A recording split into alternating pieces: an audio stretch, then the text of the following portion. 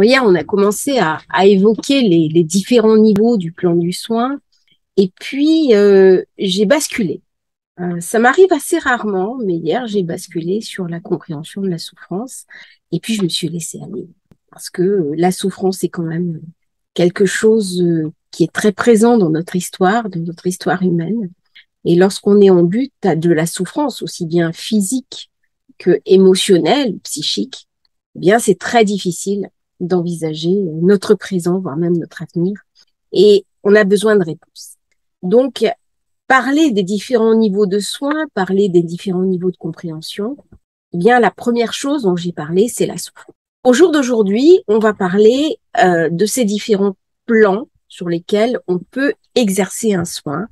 Comment vont jouer les annales akashiques, sur quel plan, qu'est-ce qu'elles peuvent nous apporter au plan du soin et dans sa compréhension. Edgar Cayce, qui était le prophète endormi, donc qui allait chercher des informations dans les annales akashiques pour soigner, donnait des indications sur les médicaments à prendre, sur les posologies et parfois même les pharmacies où on pouvait trouver ces médicaments. Il est même arrivé que Edgar Cayce indique exactement le rayonnage où se trouvait le médicament adéquat. Donc, quand on va dans les annales akashiques, ce n'est pas pour occulter la médecine moderne. Bien au contraire. Lorsque on est empath médecin, alors qu'est-ce que c'est qu'un empath médecin? Un empath médecin, c'est une personne qui a la faculté de ressentir une maladie en posant les mains sur un patient. Alors, ça peut être à distance sur une photo, mais c'est beaucoup mieux en présentiel. C'est pas quelque chose que j'exerce, mais j'ai la faculté d'être empath médecin. C'est-à-dire que tout à l'heure, j'ai fait un soin à une de mes amies. C'est assez rare que je fasse des soins, mais j'étais chez elle, je suis barreur de feu, et elle m'a parlé d'une brûlure qui ne cicatrisait pas. Donc j'ai fait un protocole de barrage de feu, mais au moment où j'ai passé les mains, eh bien l'empath médecin a pris le dessus, et là j'ai compris qu'il y avait un problème de circulation sanguine, et que ce problème de circulation sanguine était très important chez elle, et qu'il empêchait la cicatrisation. Donc, je lui ai conseillé d'aller voir un médecin, d'explorer cette piste et de prendre des médicaments qui sont hors ordonnance et que chacun peut utiliser hors le cadre médical.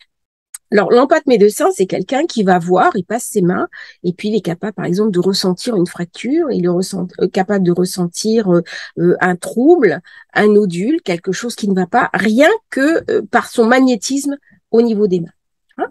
Alors, quand une personne a sur les différents niveaux de soins, pour revenir un petit peu à la thématique, parce que là, je suis un petit peu comme hier, je pars un petit peu dans tous les sens, je m'en excuse.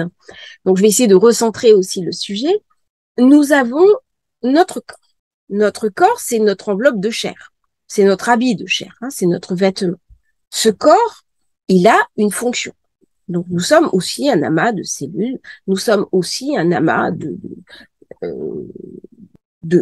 nerfs, de compréhension, de sang, d'eau.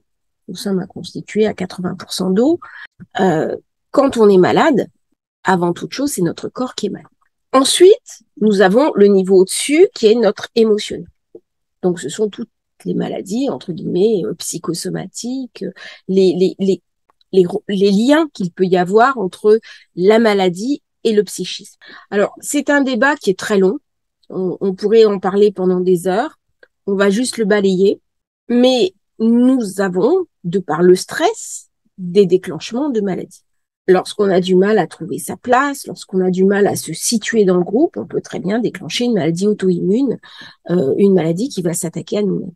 Pourquoi des personnes vont déclencher à un moment donné une réaction par rapport à un vaccin, vont déclencher une réaction par rapport à un stress et pas d'autres personnes? Eh bien, ça, c'est un petit peu le mystère de notre génétique, c'est aussi le mystère de notre historicité, comment nos ancêtres ont vécu une situation similaire, comment nous-mêmes allons la vivre et qu'est-ce qu'on va pouvoir en faire. Le troisième niveau, donc là on est sur le niveau émotionnel, c'est le niveau mental. Donc on peut très bien décoder des maladies au plan mental, c'est ce que faisait le docteur Hammer. On en parle assez peu actuellement du docteur Hammer et c'est vraiment dommage c'est du décodage biologique, c'est-à-dire on va décoder une maladie en fonction de ce qu'elle nous raconte par rapport à notre historicité et par rapport aux pathologies familiales. C'est-à-dire, on s'aperçoit qu'il y a des familles, les cancers. Alors, les médecins disent que les cancers sont héréditaires, mais parfois, c'est la belle famille. Donc, on n'est pas dans l'hérédité. C'est-à-dire que quand il y a une mère qui a un cancer du sein et sa fille qui a un cancer du sein, oui, l'hérédité va jouer à plein. Mais quand c'est une belle-mère avec une belle-fille, on ne peut pas parler d'hérédité. Et pourtant, il y a de nombreux cas où il va y avoir une pathologie qui semble être héritée par le beau-fils ou la belle-fille. Et ensuite, le dernier niveau, c'est le plan de l'âme. Est-ce qu'on peut guérir le corps au plan de l'âme? Alors, quand on me demande d'intervenir au niveau des annales akashiques, les annales akashiques ne sont pas aptes à guérir le plan du corps. On est sur 4 niveaux en dessous. C'est-à-dire, il y a le plan de l'âme, le plan du mental, le plan émotionnel, le plan du corps. Mais, par contre, les annales akashiques nous permettent de trouver des réponses sur des médicaments, sur des techniques de soins, sur des compréhensions que nous n'aurions pas forcément eues si nous n'allons pas voir les annales akashiques. C'est-à-dire, en allant voir les annales akashiques, on a des réponses. On va connaître des fois l'origine psychosomatique d'une maladie. On va pouvoir comprendre comment est-ce qu'on va pouvoir la traiter. Alors, quand vous avez des personnes qui se situent uniquement sur le plan de l'âme qui vont dire « je vais guérir », honnêtement, on est sur le plan de l'âme. Le plan de l'âme, il n'est pas là pour guérir le corps. Par contre, il peut aider le corps à guérir. Il va falloir qu'on redescende les niveaux pour guérir le corps. Lorsque vous avez des spiritualistes qui interviennent, s'ils interviennent uniquement au plan de l'âme, leurs efforts, même s'ils sont louables, risquent de ne pas être couronnés de succès. Parce qu'ils sont au plan de l'âme. Le médecin en bas, qui ne travaille que sur le corps, que sur la corporalité, eh bien, lui, c'est pareil. S'il travaille que sur le corps, mais qui ne travaille pas sur l'aspect psychosomatique de la maladie, il n'aura pas les mêmes résultats qu'une personne qui va travailler et sur le corps et sur l'aspect psychosomatique de la maladie. Quand on travaille, par exemple, que vous avez un psychanalyste ou un psychologue ou un psychothérapeute, uniquement sur le plan des émotions et du mental, mais s'il occulte le corps d'un côté et s'il occulte le plan de l'âme, eh bien, il ira beaucoup moins loin qu'une personne qui va emboîter tous ces mots. Donc, quelle est la réponse, en fait, à apporter en cas de trouble profond? Eh bien, c'est de travailler au même moment, tout au moins dans un laps de temps relativement court, sur ces 4 niveaux. Alors, j'ai eu le cas d'une personne qui a subi un choc, une très grosse douleur physique, et quand elle a été face à moi, c'est même pas les annales akashiques qui ont parlé, c'est mon côté empath médecin. C'est-à-dire, on était sur Zoom, et j'ai simplement passé mes mains sur elle, et j'ai ressenti le problème. C'est que la douleur avait créé un déplacement énergétique. Ok, mais ça avait posé une souffrance, la mémoire d'une souffrance au plan corporel. Donc, j'ai conseillé à cette personne d'aller voir un ostéopathe qui allait lui faire de l'ostéopathie crânienne, ce qui permet de réduire les chocs. Alors, il se trouve qu'il existe des ostéopathes qui travaillent, des ostéopathes qui ont une sensibilité au plan énergétique, au plan de l'âme. Certains acupuncteurs, aussi des acupuncteurs qui ont été formés en Chine, connaissent parfaitement ces techniques, où on fait de l'ostéopathie crânienne. Et en travaillant sur le crâne, eh bien, on va pouvoir éliminer le choc, éliminer le stress et éliminer l'empreinte du stress sur le corps. Donc, la violence du choc. Alors, quand on travaille en ostéopathie sur le crâne, par exemple, eh bien, tout le crâne, ce sont des lettres hébraïques. Donc, on peut travailler avec les lettres hébraïques et le crâne, la structure osseuse, notre charpente osseuse. Donc, voilà un exemple de soins qui commence par le corps. C'est logique. Moi, je ne conseillerais jamais, au grand jamais, à une personne qui est malade d'arrêter un traitement. Vous êtes malade, vous allez voir votre médecin, vous avez besoin d'un traitement. Est-ce que ce traitement va suffire? C'est ça la question. Peut-être que un complément énergétique, psychologique, au plan de l'âme, va permettre de rendre plus efficace le traitement. Ça, c'est possible. Que ce soit bien clair, je ne vais jamais, au grand jamais, à l'encontre des préconisations d'un médecin. Déjà parce que je ne suis pas médecin. C'est pas parce qu'on est on est empathe médecin. Un empathe médecin, c'est comme medicine woman, hein, c'est du chamanisme. Donc, je n'ai pas un diplôme de médecin. Je n'ai pas un diplôme de médecine. Donc, je n'inciterai jamais quelqu'un à arrêter un traitement médical, quel que soit ce traitement. Si le traitement a des conséquences, c'est différent. On peut en parler, on peut discuter, je suis ouverte à la discussion. Et je pense à certaines pathologies, en particulier des cancers. J'ai eu la maman d'un jeune garçon qui est venu me voir et on a parlé de son traitement. J'ai dit, c'est fondamental que ce garçon suive son traitement. Hein, nous, ce qu'on va faire, c'est en plus. C'est pas à la place de. Ça, c'est très important. Donc, travailler sur le corps. Mais nous ne sommes pas que le corps physique. Nous avons nos corps énergétiques au-delà d'eux. Alors, comment on va travailler sur les émotions? Alors, travailler sur les émotions, c'est tout ce qui est psychologique. C'est tout ce qui est thérapeutique. C'est tout ce qui est énergétique. C'est tout ce qui est les soins de l'énergie. C'est tout ce qui est aussi thérapie. Et là, on va pouvoir soigner sur un niveau supérieur. Niveau encore supérieur, eh bien, c'est le niveau de Hammer, qui était un médecin et qui a découvert une technique de soin par le décodage biologique. Alors, le docteur Hammer était né en 1935 en Allemagne et il était médecin. Il a été énormément décrié. Il exerçait en milieu hospitalier. Son fils est mort accidentellement dans ses bras. Et l'année suivante, il a développé un cancer des testicules. Et il a attribué véritablement son cancer au choc émotionnel qu'il a subi. Et en même temps, la nuit, quand il rêvait, il voyait son fils qui lui confirmait cette théorie. Donc, il a commencé à travailler sans autorisation, sans diplôme adapté. Il n'avait pas de formation en oncologie, mais il a commencé à étudier des patients cancéreux et voir dans quelle mesure ces patients avaient subi un choc et un trauma psychologique avant de déclencher cette pathologie. Alors, les travaux de Hammer sont totalement didactiques. C'est-à-dire, il n'y a pas de fondement universitaire à la doctrine de Hammer. C'est uniquement du vécu, c'est uniquement de l'expérimentation, c'est uniquement le fruit de ses propres recherches. Autant dire que les thèses de Hammer n'ont pas du tout plu à l'intelligentsia de l'époque. Et en 1986, l'autorisation de pratiquer la médecine lui est complètement retirée. Il y a eu un procès retentissant et Hammer a été considéré comme un charlatan. Donc, il a été condamné pour exercice illégal de la médecine. Il a été arrêté en Espagne, extradé en France. Il a été incarcéré aussi à Fleury-Mérogis et il a bénéficié en 2006 d'une libération conditionnelle. Il est mort en 2017 d'un AVC. Donc, selon Hammer, il y a 5 lois biologiques.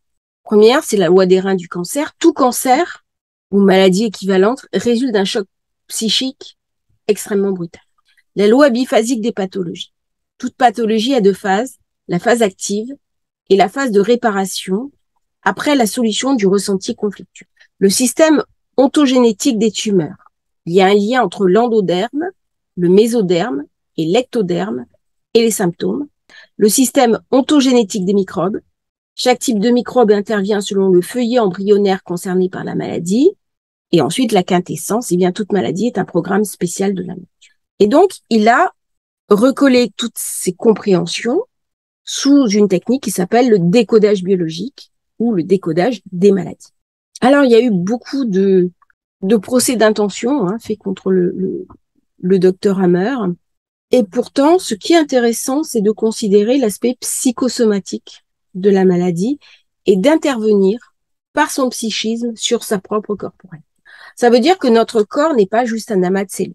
Ce n'est pas juste un amas d'agrégats d'organes.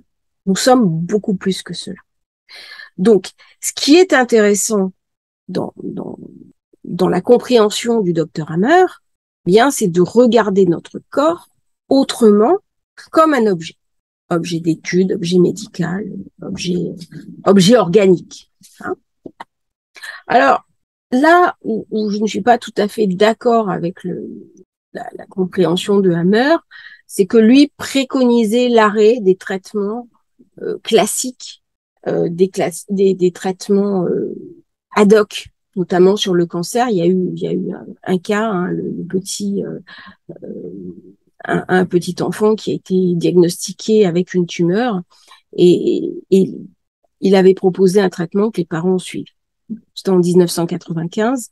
Malheureusement, la santé de l'enfant s'est détériorée, la tumeur a continué à grossir et la Cour de justice autrichienne était alors intervenue pour exiger qu'un traitement conventionnel soit appliqué, et notamment une chimiothérapie.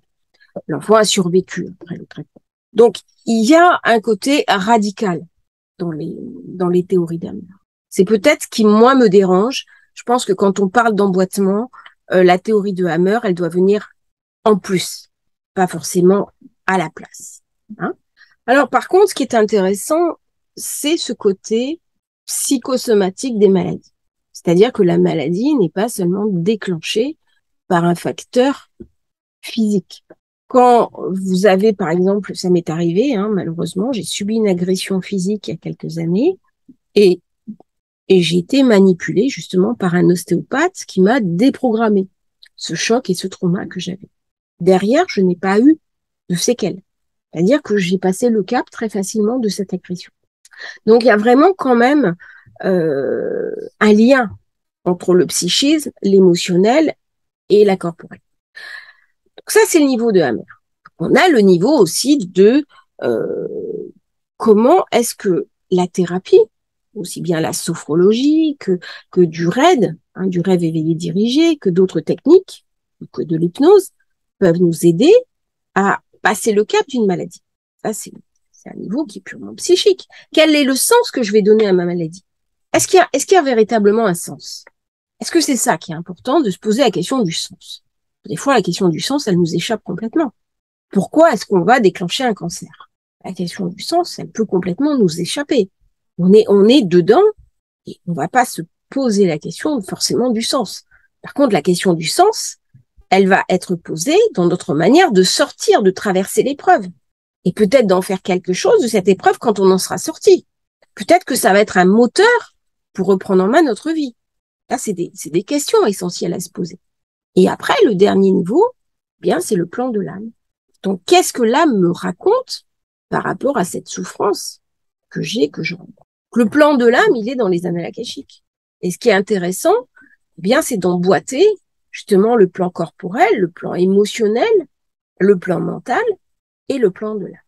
Et là, on arrive à quelque chose qui est quand même assez stupéfiant. Et régulièrement, il m'arrive de redescendre la personne, de dire, attendez, allez voir un ostéopathe, allez voir un acupuncteur, allez voir quelqu'un dont c'est le métier, qui va pouvoir interagir sur votre corporalité. Et ce que vous vivez est tellement noué, c'est tellement profond, moi, je ne peux pas tout dénouer dans les annales akashiques. On a aussi des limites. Et la limite qu'on a, eh bien, c'est la limite aussi du corps. Et c'est la limite des différents niveaux de compréhension, puisque là, on intervient au plan de l'âme. Donc, c'est vraiment intéressant de voir comment est-ce qu'on travaille ces différents niveaux. Moi, par exemple, j'ai beaucoup travaillé sur les techniques de Hammer, j'ai une formation de thérapeute, de coach, donc le niveau mental, le niveau émotionnel. J'ai quelques connaissances aussi en médecine chinoise, même si je ne suis pas ostéopathe et je ne suis pas acupuncteur. Mais j'ai des connaissances en médecine chinoise. Parce que justement, ça me permet, eh bien, d'emboîter ces 4 niveaux.